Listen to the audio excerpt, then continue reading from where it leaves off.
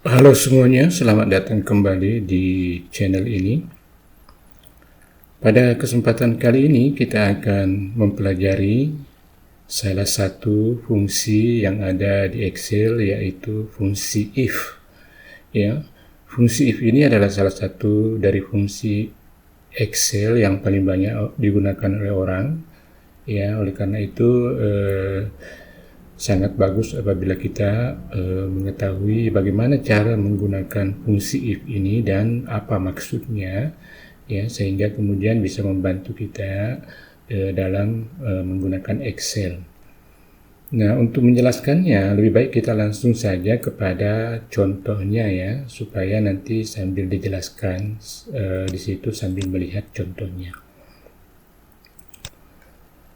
Oke, sekarang ini adalah sebuah data, ya, data di sini ada nama mahasiswa, kemudian di sini ada nilainya, nilai kehadiran, kemudian nilai tugas, nilai UTS, nilai UAS, ujian tengah semester, kemudian UAS, kemudian total nilai yang merupakan perhitungan dari nilai komponen nilai ini, 4 komponen nilai ini.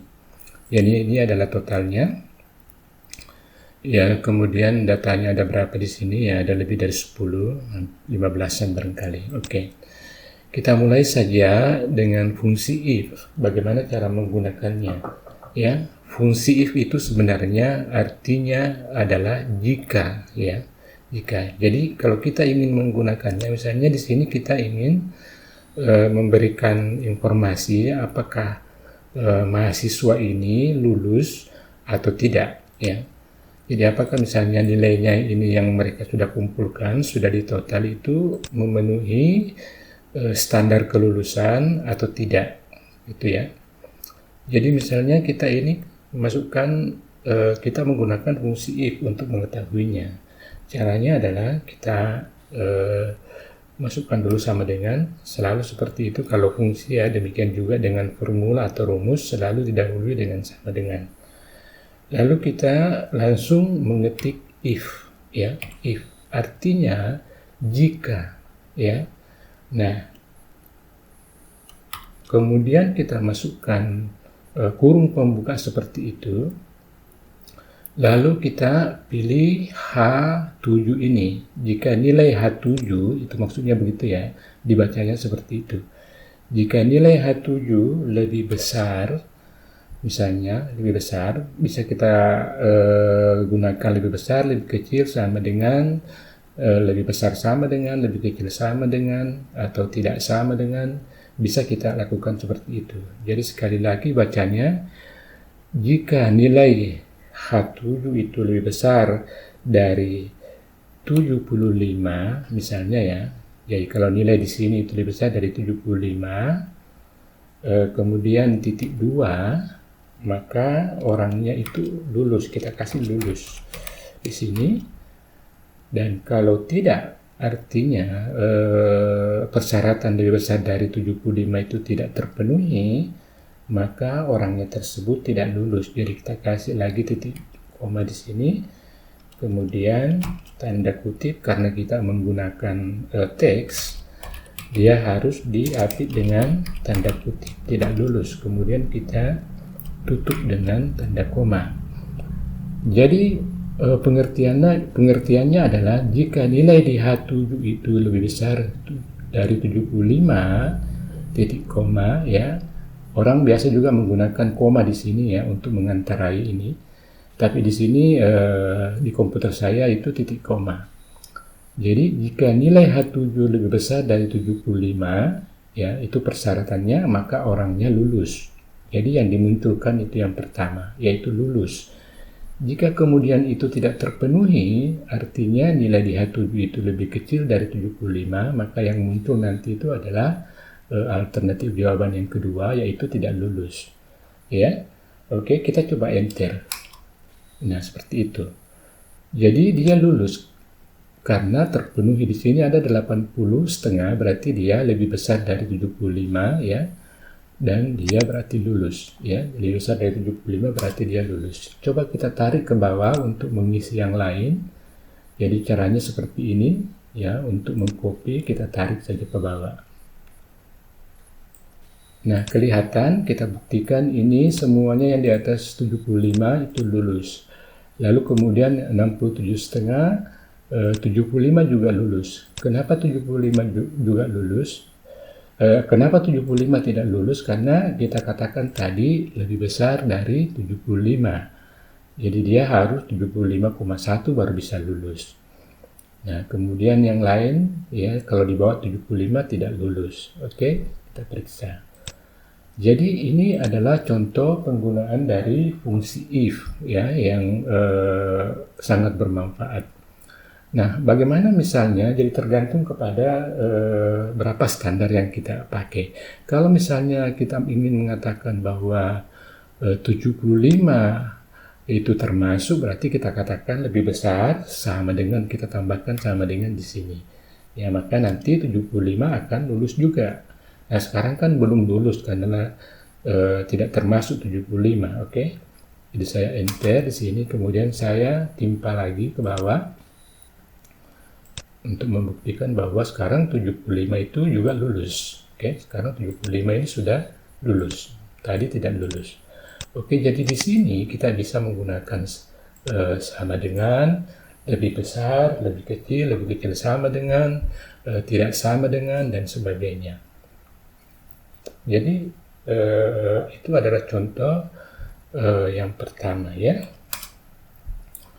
Nah, kemudian saya mau tunjukkan lagi contoh yang berikutnya apabila misalnya tidak sekedar lulus tetapi tidak sekedar lebih dari 75 di sini, tetapi misalnya kehadiran itu menjadi persyaratan juga bahwa dia hadir lebih dari 75%, katakan begitu. Ini persen ini sebenarnya ya. Jadi boleh dia lulus, tapi di sini juga harus lebih dari 75. Artinya ada dua persyaratan. Di sini harus lebih dari 75, nanti kita buat ininya, dan di sini juga harus lebih dari 75 persyaratannya. Bagaimana cara menulis fungsinya? Kita lihat di sini. Kita pertama sama dengan ya if, kemudian buka kurung, langsung kita gunakan and ya. Jadi sekarang ada dua persyaratannya. Cara menulisnya seperti itu, if and ya. Jadi nanti ada dua persyaratannya yang harus terpenuhi. Kemudian kita buka if ini lebih dari 75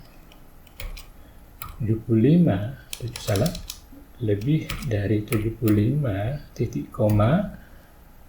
Nah, sekarang kita masukkan persyaratan yang kedua, yaitu di sini ini juga lebih dari 75 ya. Jadi ada dua persyaratan yang harus dipenuhi. Kemudian kita tutup, lalu titik koma, lulus sebagai pilihan pertama kalau argumentasinya benar. Kemudian titik koma, argumentasi yang kedua, alternatif adalah tidak lulus. Oke, kemudian kita tutup ya. Enter, kita coba enter. Nah, kenapa seperti ini?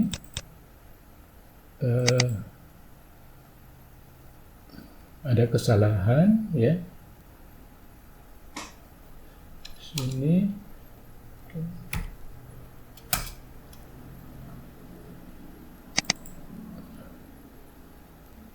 Di sini yang tidak kita lupa masukkan H7 ya. Di situ harus H7 karena H7 itu adalah nilai total. Oke, enter. Nah, jadi kita baca sekali lagi jika dan ya, jika dan cara menulisnya seperti itu, jika dan, tapi maksudnya jika di H7 ini memenuhi syarat yaitu lebih dari 75 dan juga di D ini lebih dari 75, maka orangnya lulus. Kalau tidak, dia tidak lulus. Coba kita buktikan ke bawah.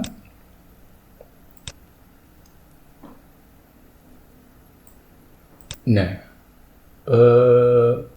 di sini ya, di sini itu yang tadinya di sini lulus karena cuma satu persyaratan yang penting di sini di atas 75 maka dia lulus. Sekarang dia jadi tidak lulus karena ada persyaratan lain ya, yaitu di sini juga harus di atas 75. ya. Demikian juga dengan misalnya yang ini, ya, yang ini. Karena 75 di sini pas 75, padahal permintaannya lebih dari 75. Maka dia menjadi tidak lulus.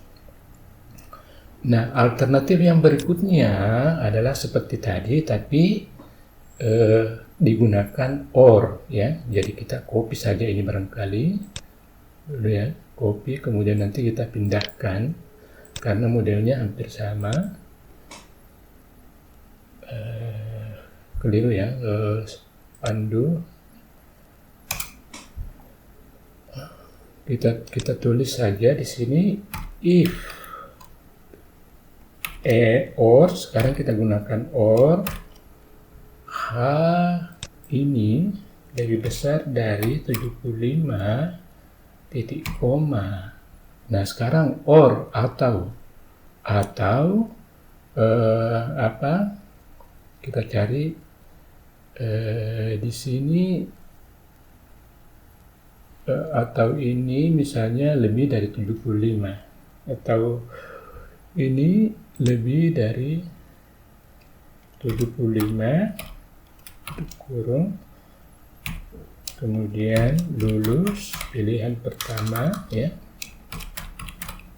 Dan pilihan keduanya adalah tidak lulus, kurung. Oke. Nah, kita buktikan. Jadi sekarang ini kalau yang tadi ini ada dua, sekarang ini ada satu pilihan, ada dua pilihan, tapi salah satunya terpenuhi. Begitu maksudnya, ya. Coba kita lihat. Nah, di sini dia menjadi lulus, ya. Dia menjadi lulus, kenapa? Tadinya dia tidak lulus, ini sekarang dia lulus, kenapa? Karena salah satu terpenuhi, yaitu di kehadiran ini dia lebih besar dari 75.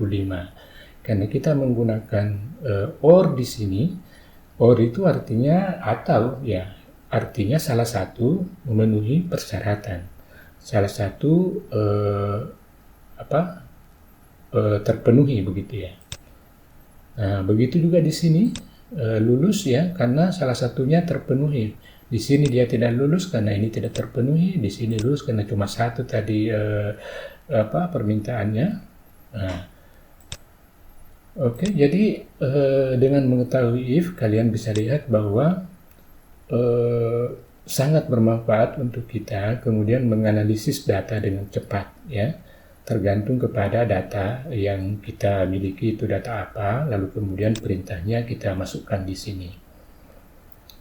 Mudah-mudahan ini bisa menjadi dasar, ya, bagi kalian yang belum paham untuk kemudian melakukan latihan-latihan bagaimana cara menggunakan if, ya. Mulai saja dari yang sederhana dulu, kemudian membuktikan yang saya maksud itu misalnya kalau di sini ini kan misalnya dari tidak lulus, ya. Tadi itu permintaannya 75, sekarang ini 67. Kalau misalnya kita tambah di sini, bertambah nilainya misalnya menjadi 80, tentu dia akan berubah. Jadi rumusnya sudah benar di sini, ya. Dan itu yang saya maksud latihan dan membuktikan, ya, agar kita yakin betul bahwa rumus yang kita masukkan itu benar. Oke, begitu saya dulu. Nanti kita akan buat lagi video tidak lulus di sini, tapi bagaimana supaya langsung nilainya ABCD. Nanti supaya tidak terlalu panjang, saya akan buat video yang berikutnya tentang penggunaan fungsi if ini pada Excel. Oke, terima kasih atas perhatiannya.